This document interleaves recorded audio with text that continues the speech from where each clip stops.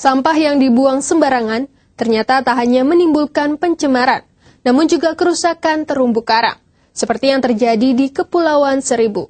Sampah dari hulu sungai-sungai Jakarta ataupun buangan warga setempat ternyata mengganggu pertumbuhan karang yang berada di dasar laut.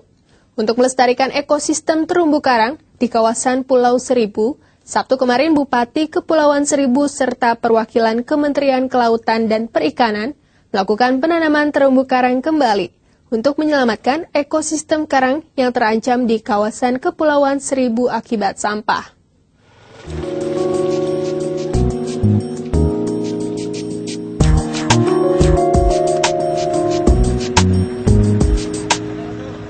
Sampah yang membusuk di kawasan Muara Angke dan Kepulauan Seribu ini sebagian besar adalah buangan dari sampah-sampah di sungai yang mengalir sepanjang Jakarta. Laut pun seolah menjadi ember besar penampungan sampah. Kondisi ini diakibatkan dari pencemaran laut di sepanjang perairan Jakarta dan kepulauan di sekitarnya.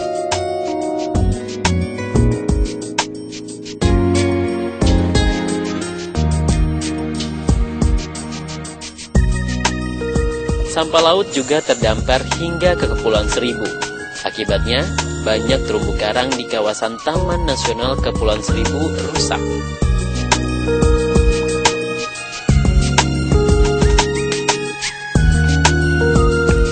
Sampah itu dari daratan memang lebih banyak dari sampah rumah tangga, yaitu jenis produk kebun dan sebagainya gitu kan. Tapi kalau yang di sini memang sih ada beberapa masyarakat yang memang belum peduli gitu dengan kondisi Kepulauan Seribu ini.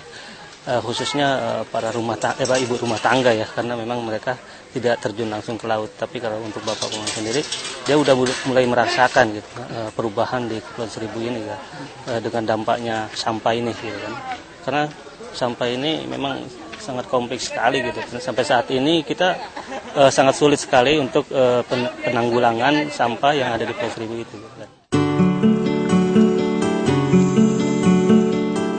Terumbu karang memiliki fungsi yang utama, yaitu sebagai rumah bagi banyak jenis makhluk hidup di laut, serta sebagai penahan dan pemecah energi gelombang, sehingga dapat mencegah terjadinya abrasi.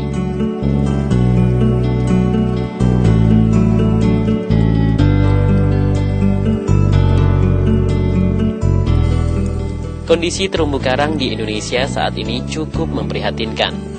Dari data yang diperoleh dari Kementerian Perikanan dan Kelautan, lebih dari 60% terumbu karang dalam kondisi memprihatinkan.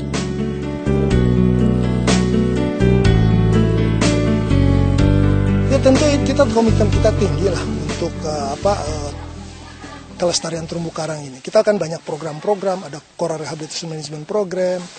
Karena kita tahu bahwa saat ini kondisi terumbu karang kita sudah sedemikian parah ya. Yang baik itu sangat baik itu cuma 6% ya. Yang sudah rusak mungkin di atas 60% gitu ya dari data terakhir yang dirilis oleh LIPI. Tentu kalau kita berbicara tentang ini, ya, tentang kondisi saat ini, kita diperlukan ada suatu gerakan massal untuk penyelamatan terumbu karang. Ya. Salah satunya yang penting adalah pertama tentu awareness, ya. Kepedulian dari masyarakat terhadap terumbu karang.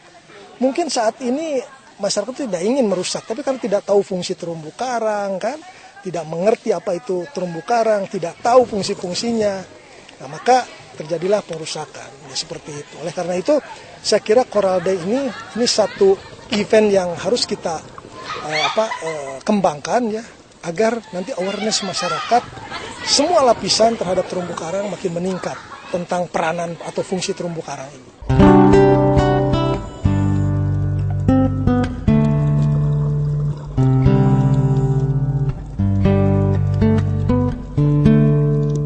Sebagai bentuk kepedulian pada kelestarian terumbu karang pada peringatan Coral Day 2012 yang dilaksanakan di Pulau Pramuka, dilakukan aksi nyata penanaman karang di kawasan area perlindungan laut atau APL Kepulauan Seribu.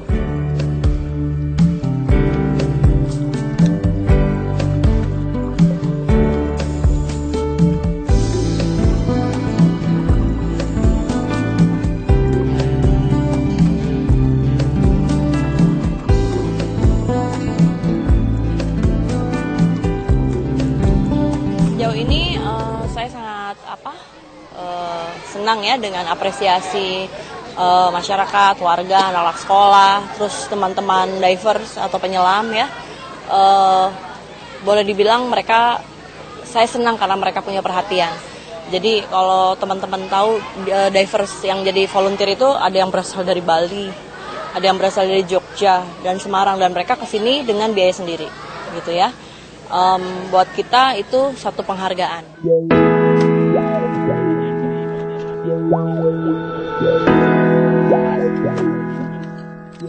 Karang yang ditanam di wilayah APL tersebut merupakan terumbu karang yang sudah dibudidayakan oleh warga. Tujuannya agar indukan karang yang diambil sebagai bibit tidak berasal dari terumbu karang yang sudah ada di alam.